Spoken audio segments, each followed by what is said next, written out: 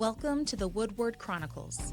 This series is dedicated to honoring the legacy of Mr. Ronald Woodward, who served as Wabash County historian from 1981 to 2025 and was awarded the title of Wabash County Historian Emeritus by the Indiana Historical Society. Mr. Woodward shares Wabash County's recorded history in his own words. Each episode invites us to listen, learn, and reflect on the rich stories from the past. Settle in. We're glad you're here. Well, the best place to begin is at the beginning, I think. In looking at the manufacturing and industry of Wabash County, I personally believe you have to go way back, way back. God has really blessed Wabash County with a lot of natural resources, from its soil to the minerals to the water that we have.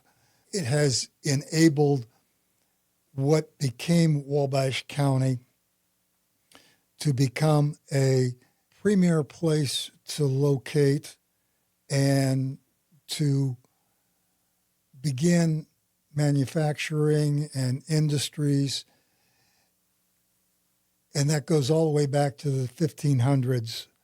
The early French explorers and then later the British explorers saw the value of this region, and they used what they found here, and that was some of the creatures, the animals that lived here. The hides of especially beaver, but also of deer and bear and other animals not only provided a livelihood for the early Native Americans who lived here, but it also provided hats and clothing and other accoutrements in Europe. And that led to the French and later the British to explore this region and take advantage of that natural resource. And of course, they used the Native Americans who were living here to help to capture especially the beaver and preserve them and then send them back to Europe to be used in coats and hats and what have you. So our first business manufacturing actually begins, I think, with a Native American and that exposure to those Europeans. But as time went on and as people began to settle this area, they also found other natural resources that could be of use to them and began to develop them and take advantage of them and exploit them, if you will have, for their own benefit and to make a living for themselves. The very first industry or manufactory that was established in Wabash County was established by the American government by the Treaty of St. Mary's in 1818 with the Miami Indians. In that treaty, they set up a large reservation, sometimes called the 30-Mile Reservation, or sometimes called the Big Reserve or the Big Miami Reserve. They set that up for the Miami Indians by that treaty, and it ran from the mouth of the Salamone to the mouth of the Eel River and from the Wabash River down to Tipton today in Tipton County, roughly about 900 square miles of land. Eventually, they'd take that all away from them, but in that same Treaty of St. Mary's that set it up, they promised the Miami Indians that they would establish in that 900 square miles in Wabash County along a creek that emptied into the Wabash River near Rich Valley, a grist mill so that the Indians could bring their corn there to have it ground by the government free of charge. And also they would set up a blacksmith shop so that Indians could take their horses to be shoed there, or they could have their rifles repaired there, and any metal objects that they might need made could be made for them by the government. So that's our very first industry, and it goes that far back. But again, those natural resources were being used even earlier by Native Americans. When the first settlers came into the county, the grist mill was very important, but by the time they got here, the Indian grist mill had fallen into ruin and was not being used. However, it brought a family into the area who were named Kellers, and they came up from Harrison County, and they became some of the very first settlers in the county and established a settlement called Keller Station. And at Keller Station, that eventually grew into what we know of as Rich Valley today. Grist mills were very important to the early settlers. The early settlers made everything themselves that they could. Everything was manufactured by them, that you couldn't run to the store and get what you needed. If you didn't know how to do it, you were out of luck. Mm-hmm. If your wife needed a broom, you made a broom for her out of broom corn and a stick, or just get a tree limb and use it to dust the house out or sweep the house out. If you needed a wagon replaced, the wheels of the wagon replaced, well, you had to do that yourself. There were very few artisans or craftsmen in the area, so you had to produce what you needed and be ready to handle whatever situation, from building your own house to providing your own food, growing it, raising it, going out and getting it. There weren't stores to run to. So you did everything that you had to survive. But there were some things that were beyond you. And one of them was you could raise the corn, but you couldn't grind it down. So you needed a grist mill. And grist mills become some of our very first businesses and industries to establish in Wabash County. And they sought out places where there was good water power, where you could turn a grist mill and grind the corn down. Now, those early grist mills were called corn crackers, and they just would take two rocks, turn those rocks around, and break the hull off of the corn. And it got kind of coarse, but it suited the purpose for what they needed. Fine flour, as we know it, wouldn't be until much later in the 1850s and 60s. But a corn cracker did the purpose, and after you raised your corn, you took it, had it ground down. The man who ran the grist mill, he would take a share of it. Generally, if you had 7 or 8 sacks of corn that needed to be ground down, he kept one. And what he did with that is he used that to feed his family. And when he had surplus, then he would sell it to provision stores that were set up in small communities. And then they would sell it or trade it, bartering for other goods and services. And that's how they handled that kind of thing. And you had to have that. You had to have salt, and you had to have sugar. And those things you had to get from someplace else. Larger towns like Fort Wayne or Lafayette, you could get to them by boat, and you could get those if you had something to trade for it or if you had some cash on hand. But those first industries, even for the Indians, were those corn crackers, those grist mills.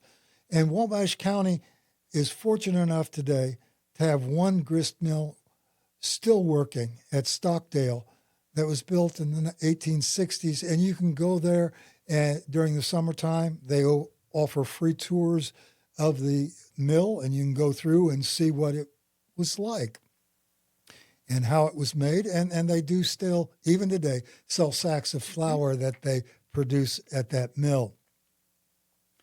Very important to the American way of life. And every community of any size had one. In Wabash, we had our first mill would have been located on the Wabash River over near Race Street. Race Street runs off of South Wabash Street, and they built a mill race that ran from the Wabash River about where the bridge is located, ran it over across South Wabash Street, across Miami Street and then back down to the Wabash River. And on that mill race, they built one of the first flour mills in the area, and people would use it. Another flour mill that was built a little later, about 1843, was what we later called the Somerton Mill. At the time, it was called the Lock Mill, and it was located at Canal and Cass Streets, where the Wabash Plain Dealer used to have their building, and now it's, I forget the name of it. Oh, the Lighthouse Mission? Yeah, Lighthouse Missions. Mm-hmm. That's exactly right. That's what it is today. But that's the largest flour mill was located there. Stockdale had one, North Manchester, even the small little town of Belden out east of LeGros, about 4 miles, almost to the county line, had a very large mill located there. Also, so did what we call Choketown. It used to be called Union Mills. That's its original name, is Union Mills, but we all like to call it Choketown from a little incident that happened there where a man was supposed to have choked his wife until she hit him over the head with a chair. I did not know that was why, but okay. But even Dora had a very large grist mill, and those made small communities very important. Not only did you go there to grind your corn, but they became places of social function. Now, I know men don't gossip. No. I know if you go to a local restaurant in the morning and a bunch of farmers, a bunch of retired men are sitting around, that they're not gossiping. Mm-mm. What they're doing is discussing the world-shattering events that they could change if they were in charge of the world. They're not gossiping. But at the flour mills, that's where they went. They went there while the corn was being ground. They would share what was going on in the community and talk about who was doing what and where and how. And then they'd carry that back home and share it with their wife, who then would share it with other wives, and it'd get around. It was a way of spreading the news in those early days. Not only was it a social center that way, but also some of your fraternal organizations like Masonry and the Odd Fellows, they would meet in the upper floors of these mills because that was generally an open area, and they met when the mill wasn't running, so there was an empty space up there and you could do whatever those fraternal organizations do in their meetings. So it had a variety of purposes.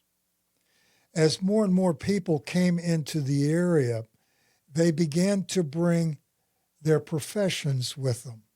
Artisans came with them. These were people who had a talent or a skill in which they could help the members of the community in their way of life. I had an early relative. My fifth great-grandfather was a cooper.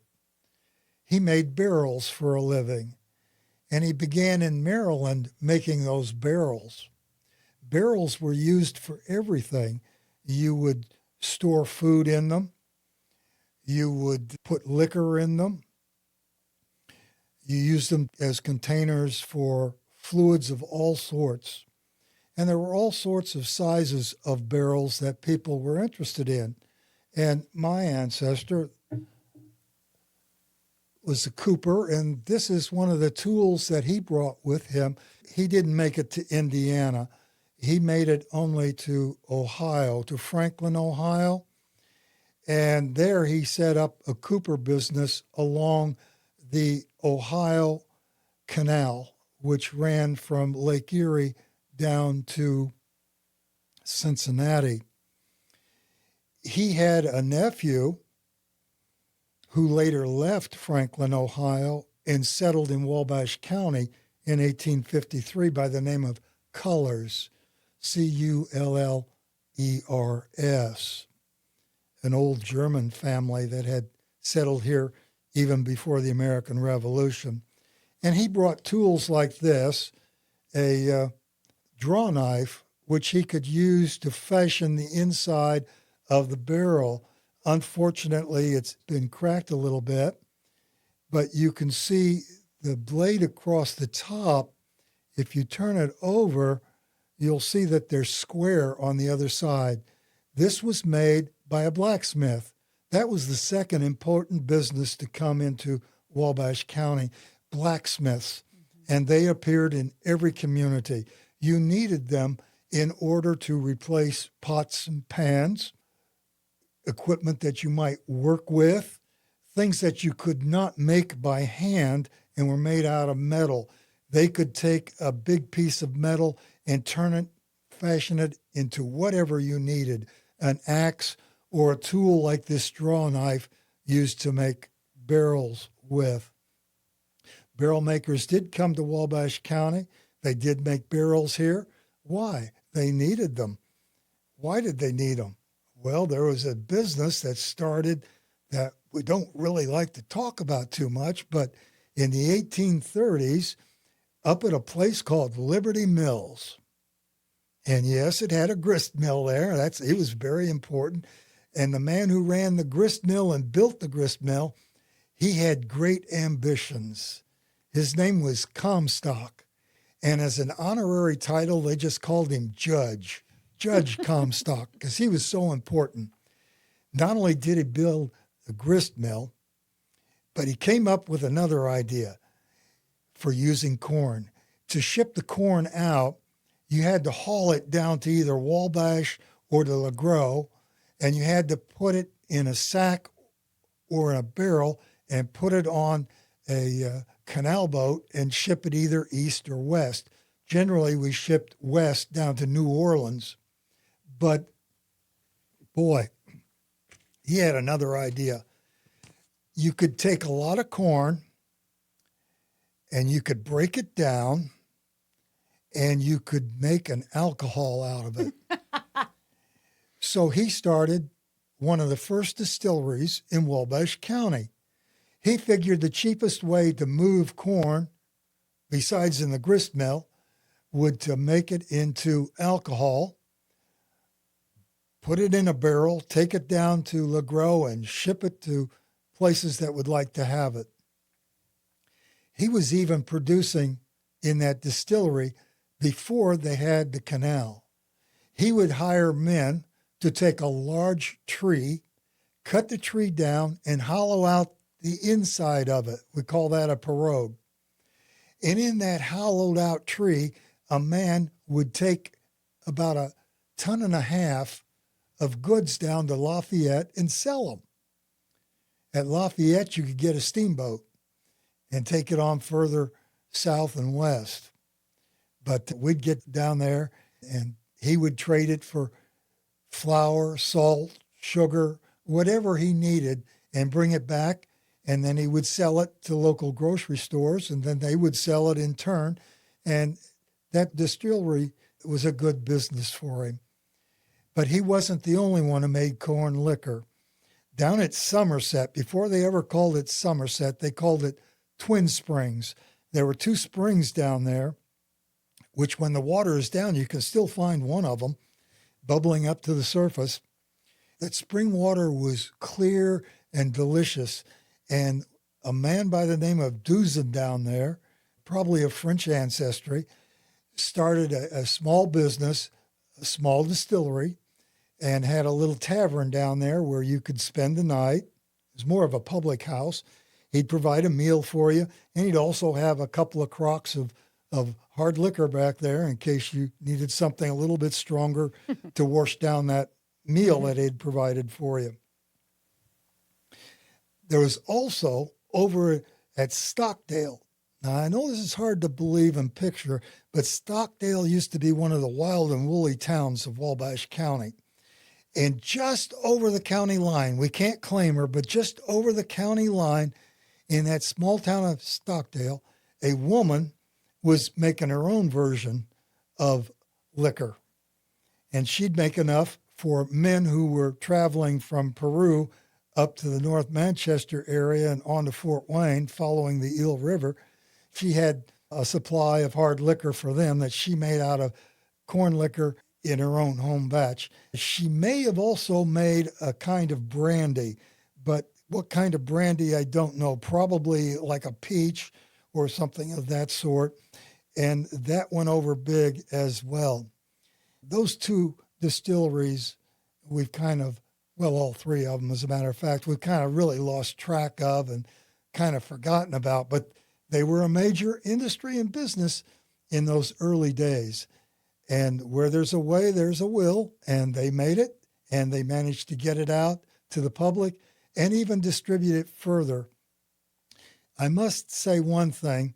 Sometimes when they would take the supply of liquor from the distillery at Liberty Mills, when they would take it either by pirogue or by the canal boat, that sometimes the canal men would open up a cask.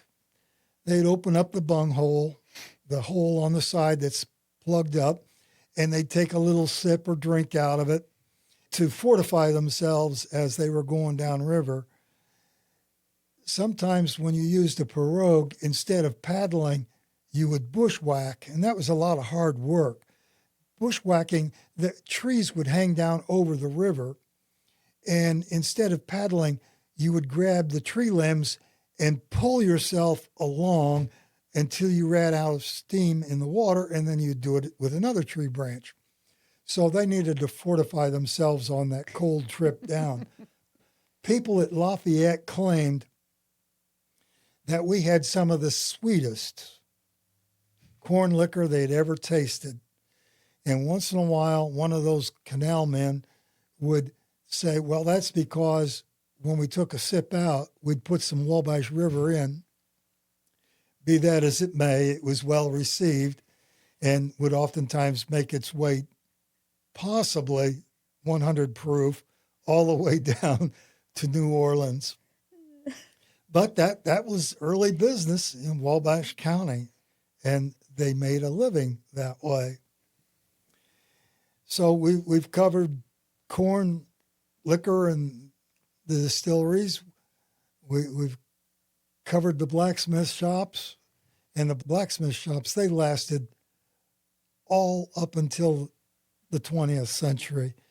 The car, of course, put them out of business, but even in the early days, the blacksmith shops were used to produce bits and pieces and repair automobiles as well. So they played a very important part and were very essential in Wabash County.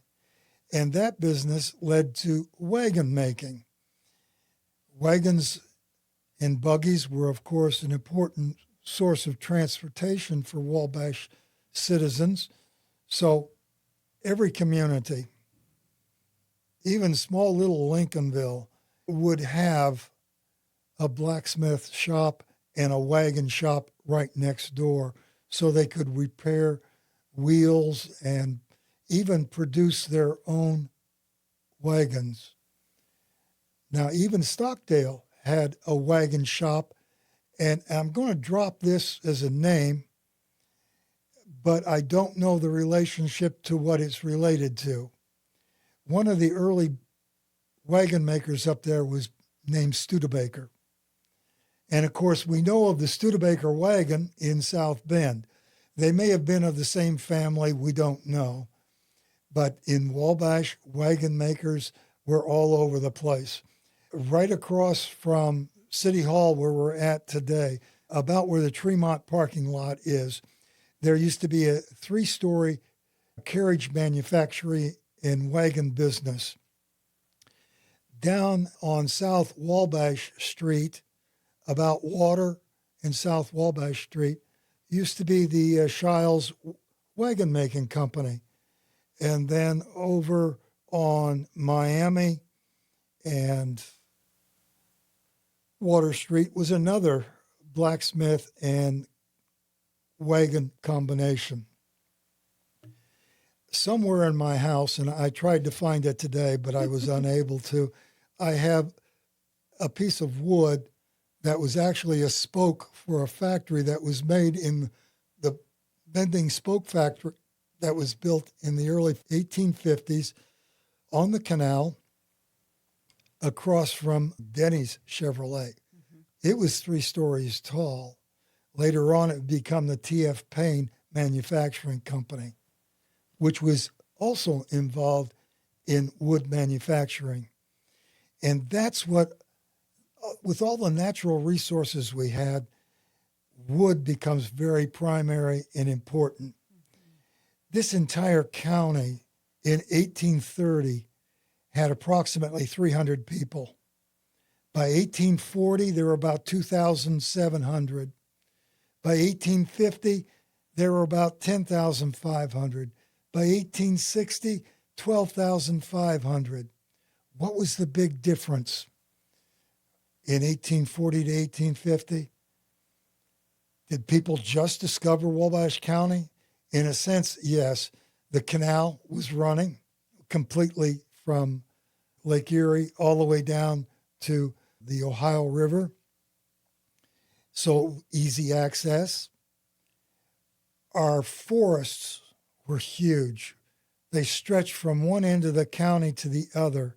It was not unusual to find a cherry or a walnut or an oak tree that might be as wide as 30 feet. I mean, these were huge trees.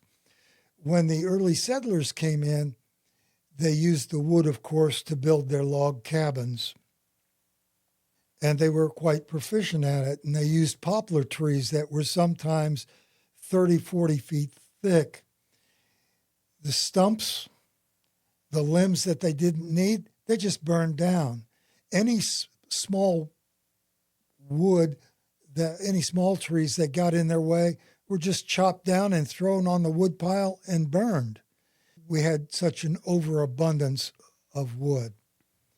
People began to find out about that wood. It attracted them. It didn't cost much, easy access. And by 1858, you had trains coming into the area. So you not only had the canal, but you had trains that you could get the wood out. And it was not unusual when the Wabash River was high for farmers to cut down 50 or 60, 100, 200 trees and float them down the river to Logansport, where there was a mill where they could actually, a planing mill where they could actually cut it into lumber. Eventually, they could do that right here in Wabash. And those mills turned into sawmills, turned into a business. Plenty of lumber, plenty of cherry, plenty of walnut, things you'd pay an arm and a leg for today for practically nothing. And they'd bring them into Wabash and they'd turn them into furniture or into wagons or anything that was made out of wood.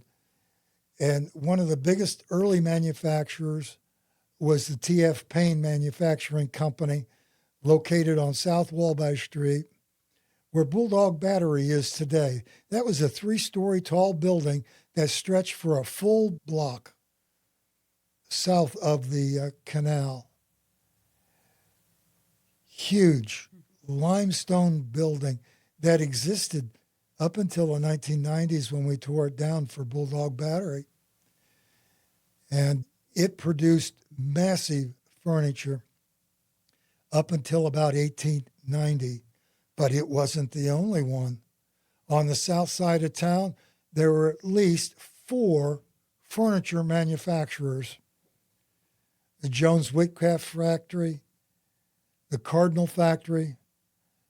Most people would remember the Spencer Cardinal Factory.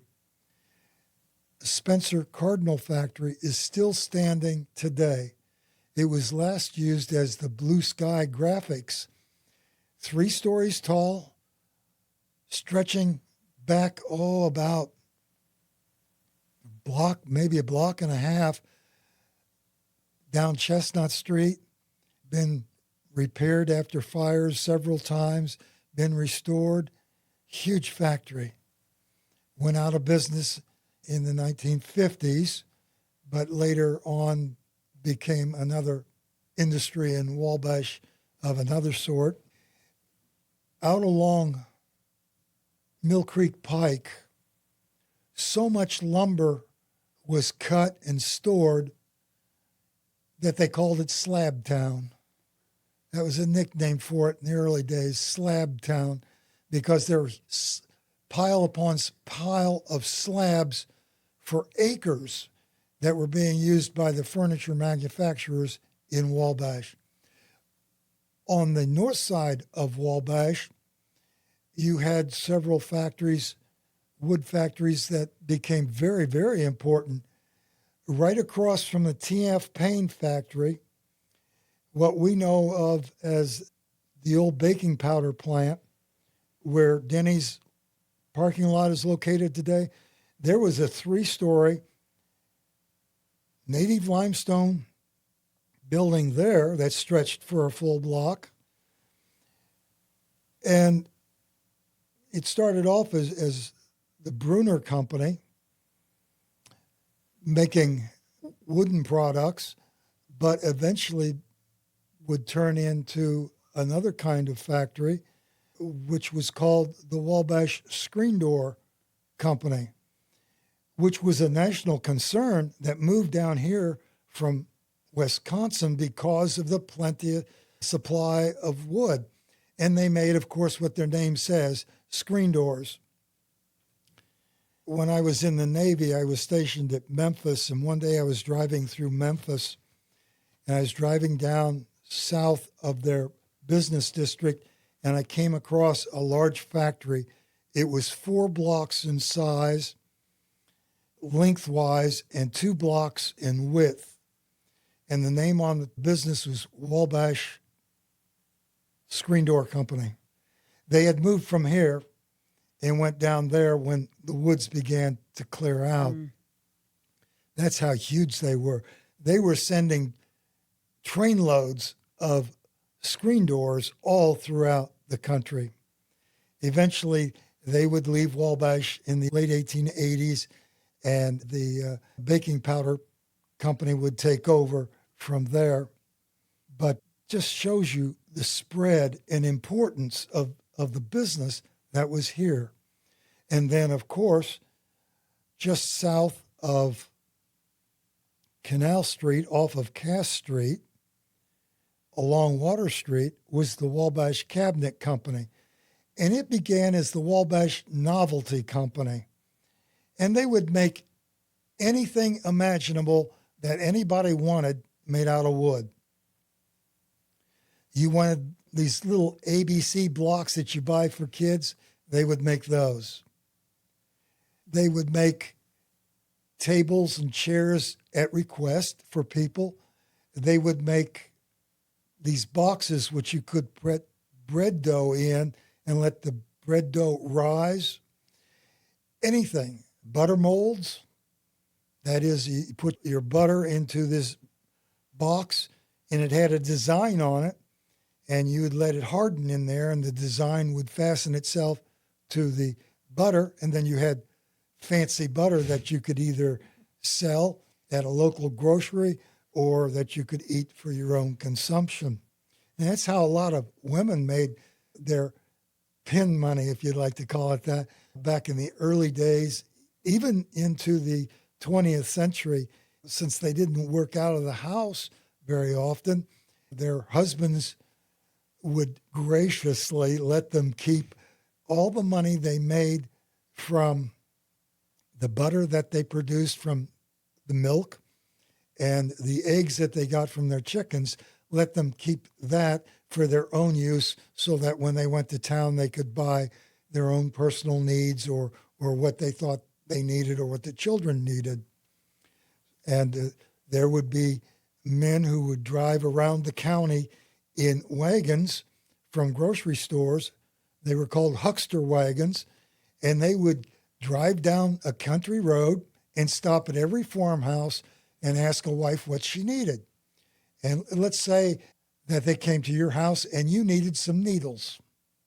All your needles had been broken, or your husband or father or one of your children had taken some of them and bent them to make fish hooks with to go fishing, and you needed some to sew a new dress, so you needed some needles. Well, he would trade you a package of needles for so many eggs or butter. And if there was a difference in price, you haggled the difference until you got it to a pound of butter equaled 20 pins, what have you. And then those hucksters would take what they got from you, take it back to the grocery store, and then if a man went in and was wanting chicken for supper and wanted a chicken, he'd get a live chicken that he got from a farm at the grocery, and he would either pay in cash or he would promise to do some service for him if he was an artisan of some sort, do something for him in exchange. And that's how groceries succeeded. And these hucksters went all over the county doing that, and they made a very, very good living out of it. I had a great-grandfather who was a huckster until he made enough money to buy a business in Louisville, Kentucky, and he gave it up and went there. And when he retired, he had $30,000 that he had earned based on that huckster wagon. And this was in the 1930s, so it was equivalent to about 30 times that value.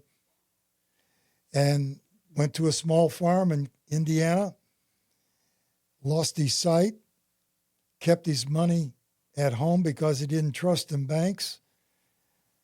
And lo and behold, his house burned down, the safe burst open, and he lost his entire fortune in that fire. But that was a way of life, and he lived to be a ripe old age of 92 in the 1950s, having met such famous people as Jesse James and gone to World's Fair in St. Louis in 1904. And, amazing life. But anyway, that's another story, another time, another place. And this was your grandfather? Great-grandfather. Great-father, yeah. But, anyway, they made anything imaginable that you might want. And eventually they became what was called the Underwood Manufacturing Company, and then the Wabash Cabinet Company. And the Wabash Cabinet Company, although it had rough times, they made gramophone stands. When record players first came out, gramophones, they had cabinets, and they would make the cabinets for the Columbia gramophones. Those were these large cabinets, and then they went to the small ones when they came around. And then in the 1930s, they made Philco radio cabinets that were sold all over the United States. I even have one at home, a Philco radio from 1937 that they produced, the wooden cabinet for it. Then in the 1950s, they sold out and became General Electric. And General Electric, guess what they produced? Wooden TV cabinets in the 1950s and 1960s. And then eventually went out of business. And, well, wooden cabinets, you don't see those much anymore. But believe it or not, they made the TV cabinets here in Wabash as late as the 1960s. Wood industry, tremendous. But I want to go back to Underwood for a minute. Underwood took over about 1890, and they made novelty items. And one of the novelty items they made, just to show you how diverse they were, they made this. You may recognize it, I don't know. This is what some would call a billy club or pacifier, if you would have. This one was made about 1900. It's made out of solid wood, and it was produced for the Wabash Police Department with a bakelite handle, which was an early forerunner of plastic. And this was used by the Wabash Police Department around 1900. I don't know what kind of use it got. The end indicates that it did have some kind of use, and at one time had been painted red.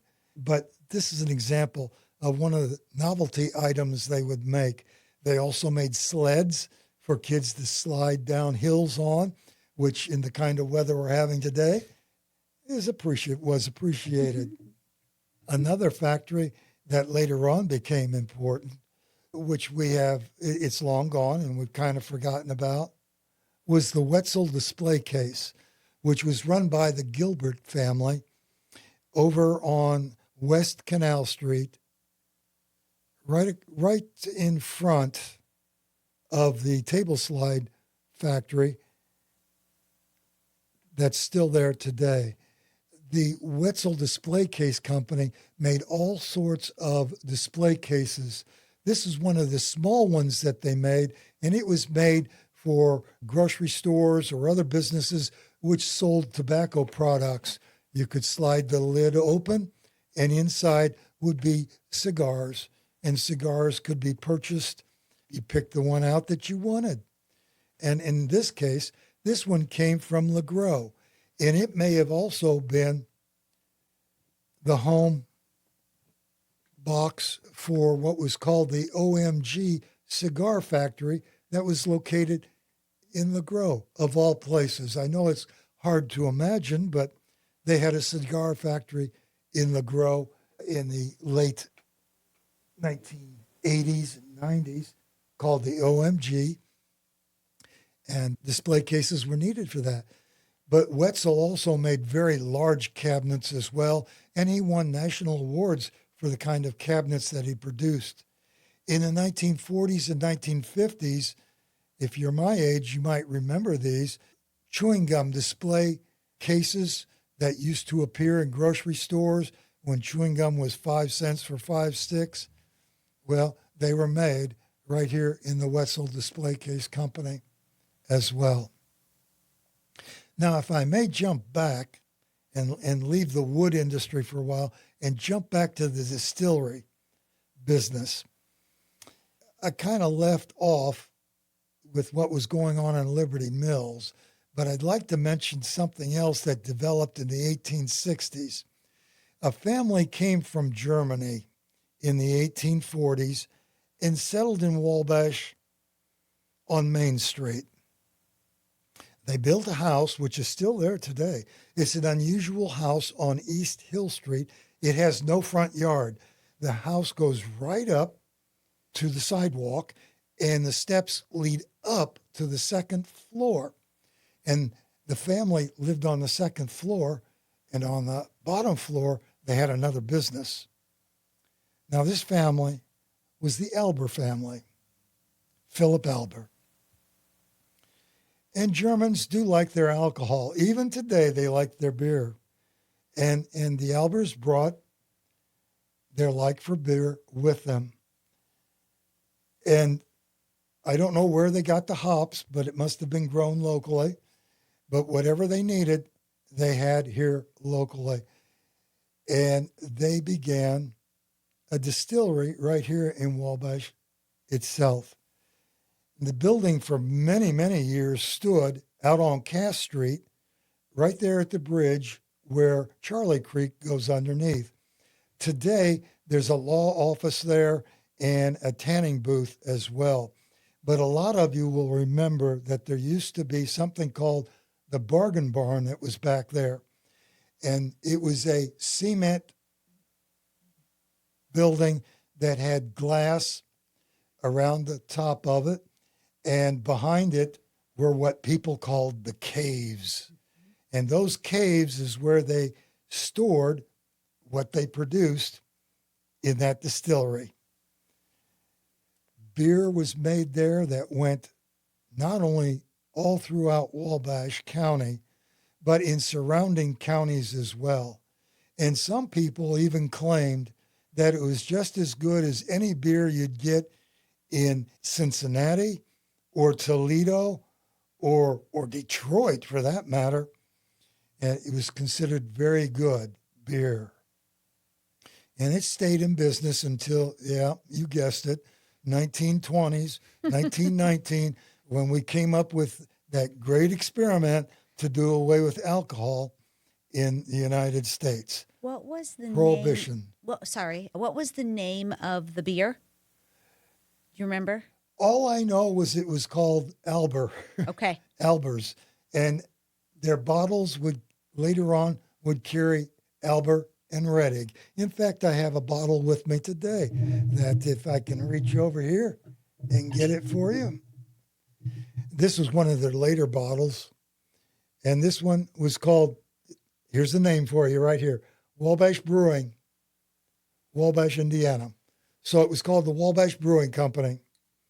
Some of the earlier bottles just had Albert on them, and other bottles had Rettig and Albert showing the owners. But this is one of their later beers, bottles, and then it was known as the Wabash Brewing Company. Good question. I had even forgotten the answer. It's okay.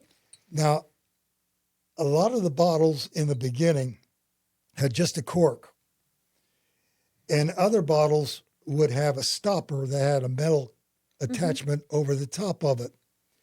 Then later on, bottles like this one had a cap, and they used a gadget like this one. Yes, there you go. This is a bottle topper that they used in topping the bottles. You put the bottle in there, you put the cap on top, and you turned the handle down and crimped the bottle cap on top of that. And these were used all throughout the breweries and other bottling companies that were in Wabash. We did have another bottling company in Wabash as well, and most of you might remember that, and that was Shearer's Bottling, which was on East Market Street and Huntington Street on the southwest corner of those two streets. A lot of you might remember it as Cooney's Tavern or Cooney's Bar, but Shearer's had a soft drink bottling business there that was very popular, especially in the 50s and into the 60s. And they bottled a variety of drinks that they made themselves and then bottled and would sell in the surrounding area and community. But yeah, that distillery was very popular. After it went out of business, it turned into the Wabash Packing Company, and they would pack meats back there. Then later on, as I said, some of you will remember the Bargain Barn was located there. You who are old enough can remember when the Bargain Barn was gone and there was just an empty space back there. And if you went to Wabash High School or Wabash Junior High School, if you had a disagreement with somebody during the school day, if somebody looked at your girlfriend cross-eyed or something, that's where you met to settle. You went back through the woods. There used to be woods back before the ballpark was there. You went back through the woods, and you went over there to the old brewery, and you settled your differences between one another back there. Also, you might remember that's where a lot of people got their first smoke when they were in high school or junior high, and somebody talked them into trying a Pall Mall or something. But anyway, or probably back then it would have been a Marlboro or a Lucky Strike, what have you. All those have kind of disappeared from the scene. Yeah. But anyway, the part of our history that was back there for many, many years, and an important part as well. Another natural resource that we had a lot of in this area was our limestone. The limestone was very important even as early as the 1830s when they were digging the canal through Wabash County. They needed limestone in order to build the locks and abutments that would house aqueducts and what have you on the canal. And they found a good source of limestone at LeGros. If you go up what's called the Narrows on 524 on your way out to the state forestry, you'll see off to the east side where the quarries existed at the time. And stone from there was used in building the Wabash and Erie Canal. Some of the Germans who came into Wabash County, they were very good at stone cutting and helped to take that stone out and make it into the locks and what have you. They also used it in making some of the buildings that were to be found in early LeGros, the foundations that were made out of limestone, and also in Wabash. In Wabash, we had our own quarries. Treaty Creek Lime out at, again, Choketown was very important and produced a lot of limestone and stone that was used not only in the canal, but also in the railroad when the railroad was built into Wabash County in the 1850s for their railroad bridges and culverts and what have you. Stone came from there. And you can still see the remains and remnants of that quarry as you ride south through Choketown. In Wabash itself, on the south side, which at that time was called South Wabash and was a community in its own right, there was a very large Thomas Bridges stone quarry, which was off of, if you go out Chestnut Street, if you're going west on Chestnut Street and you continue across Vernon Street, you come to a very flat area in the middle surrounded by all the hills. That's the quarry. That was the quarry. And the quarry was a very important business. And up on the hillside sat a 2-story stone building which would crush it. And a lot of crushed stone would be carted out of there. Also, a lot of limestone would be used for building the buildings in Wabash that you can still see today in their foundations and set elsewhere by train. There actually used to be a train track that ran on the south side of town from Choketown over to Vernon Street, across Vernon Street to that quarry where you could actually have train cars take loads out. It ran between the woodworking factory and the river. There was a strip back there where the train would run back through there. So the train would actually go back there, pick up what they were going to ship out, and take it wherever it was going to go.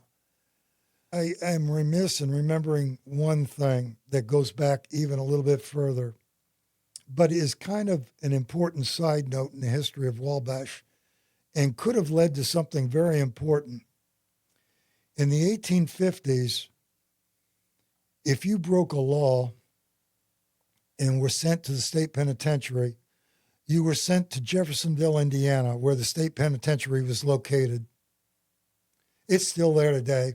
And if you ever go on I-65 across the river, on the right side, you'll see a huge clock sitting on top of a building.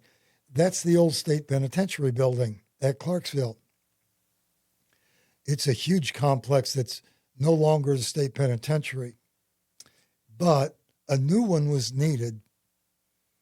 And in about 1856, the state of Indiana was looking for a new site for a state penitentiary. The one in South was too far away and was becoming overfilled. We had a local man who got a hold of the state and said, I know exactly where a state penitentiary should be located.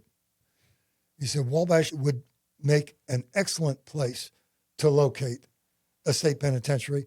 And the reason for that is that we have a lot of rock quarries that men could work in.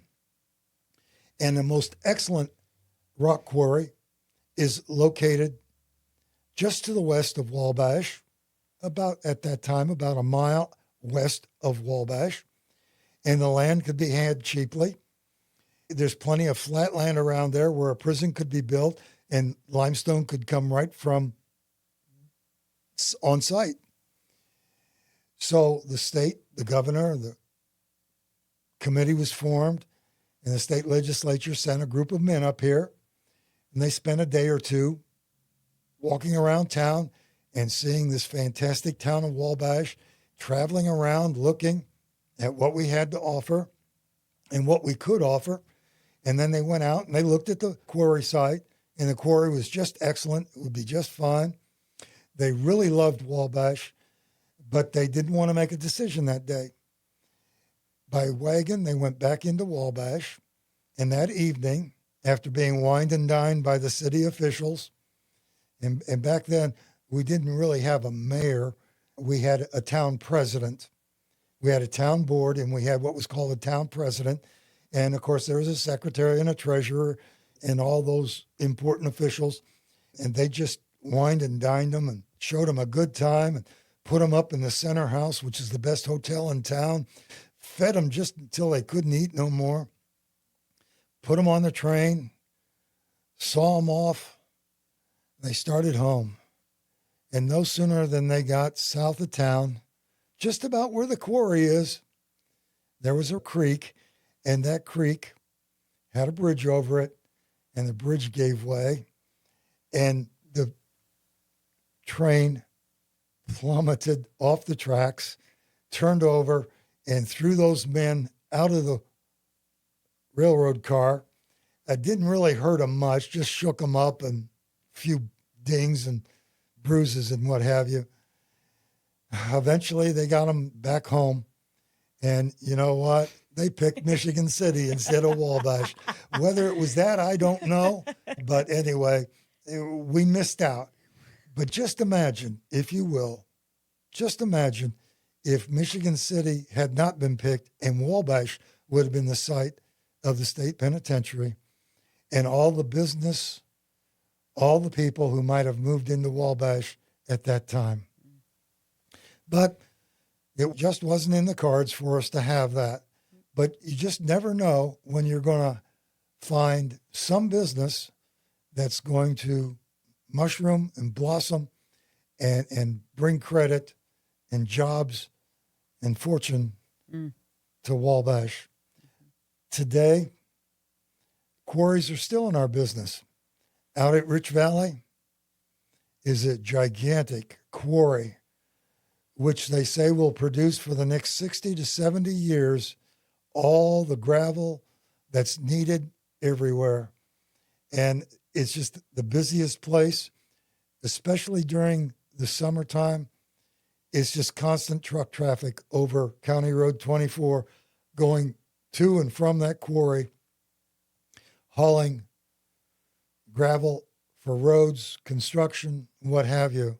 One of the interesting things that they produce or help to, they don't produce it, they help to manufacture, is some of that limestone is sent to a special plant where it is ground down into a fine powder and is used as an antacid treatment in pills that you can buy in the grocery store. Like Tums? Or Like Rolaids Tums, or something? exactly right. Like Tums, exactly right.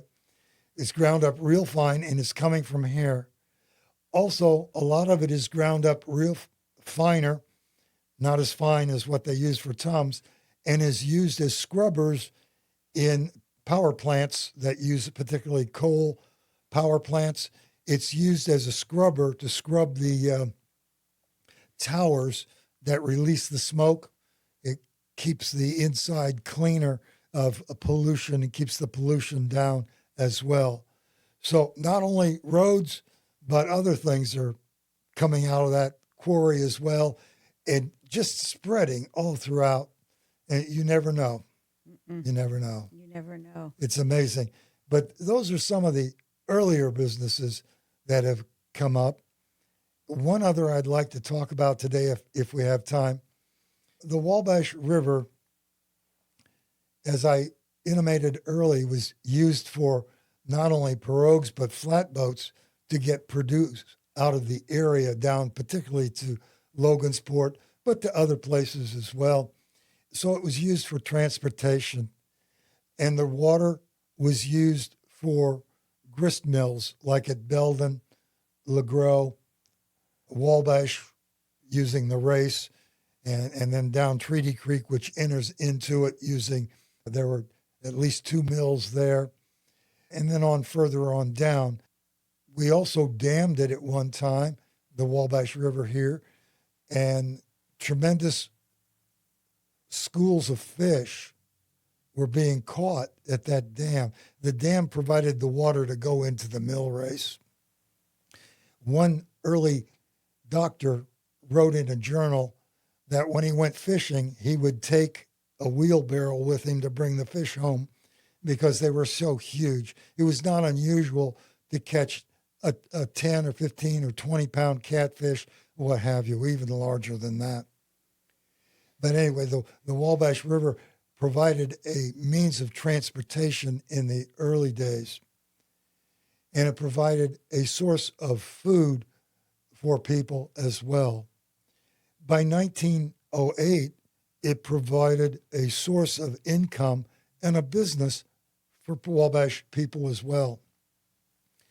But to go back even further, as early as the mound builders in Wabash County, the upper Mississippian people who were here as early as 4,000 years ago, they found in the river this little creature. This is a mussel. This is a mussel from the Wabash River.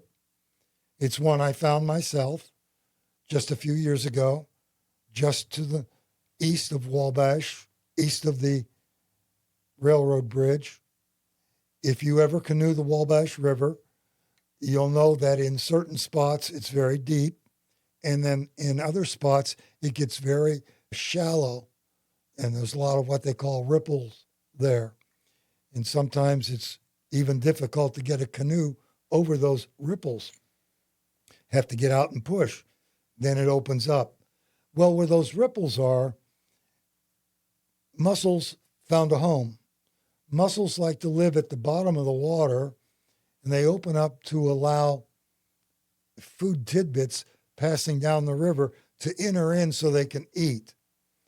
Well, the early Mississippian Indians ate these. They found these along the Mississinewa River, and they would eat them as a food source. Indians, Native Americans who came later, would also use them as a food source. When I opened this one up, it was gray. We have so much pollution in the river, even these days when it's cleaner than it used to be. They are very gray and dirty looking. I would not recommend anyone eat them. But I opened it up, found the mussel, and underneath the mussel, I found a pearl. Now, you're not going to be able to see it very well, I don't think. There's two little pearls in there that I found in mussel shells in the Wabash River. At one time, a lot of people used to buy these. People like to buy them today as rarities and unusual items, and they are very in size, from small like these to much larger. Most of them are not round at all as you think of a pearl. They are oblong due to the material that was ingested by the mussel. But these mussels, by 1908, people found so many of them that an organization in Muscatine, Iowa, which produced about 75% of the buttons in the United States made out of shells, decided they were going to build a factory in Wabash to mine the river of the shells. They actually put everything into works, but in Wabash it wasn't called Muscatine, it was called the U.S. Shell Button Factory. And they sent people from Muscatine, Iowa, down here to run that plant, which they ran for about 15 years before the mussels bed were so depleted that they stopped. But the inside of the mussels were what they were looking for, and they would take them into the factory, and they would punch out in one of these. You could get as many as, in this one, maybe 6, 7 buttons, and they would punch them out, polish them, put a design into some of them, and then sell them all throughout the United States. Some of the variety that you can find, I found there as well. These are some of the buttons I found. Maybe a little closer. Yep. Yeah, that's great. which came out of the button factory when it was torn down. When they were tearing it down to build the bank that's there today, I went down and went through. When they take off for the evening, I go down and see what they had dug up. And these are some of the buttons that I found that they had produced. And this is a remnant of a shell that I found there, where you can see the holes where small buttons, about the size of a BVD button, could be produced, and the shell itself. These things are still down, probably still down there to this day. Where was this located at again? This was on South Wabash Street, where the bank is today. What used to be Farm Bureau, hometown. Beacon Credit Union? Beacon Credit Union. Yeah. Okay. For some reason, I want to call it hometown. But anyway, Beacon Credit Union is there today. Where they have a 3-story building is where the factory set. In later years, there used to be a business in there that would repair electrical equipment and that kind of thing. What we'll do is we'll take a photo of your buttons and your treasures you shared, and also just insert that into our recording, so that those who are wanting to see more, a little closer, I can go ahead and do that too. All so right. we'll do that, Mr. That sounds Woodward. fantastic. Great. Well, Mr. Woodward, that's been 1 hour. Hi, I'm Ron Woodward, and these are the Woodward Chronicles. Thanks for listening. The Woodward Chronicles podcast is made possible by the generous support of the Lisa Gilman Investment Fund, the Sandra Kunkel Trust, Mark and Amy Ford, Paperworks Industries, the Community Foundation of Wabash County, and Visit Wabash County, and is created by Destination Wabash County.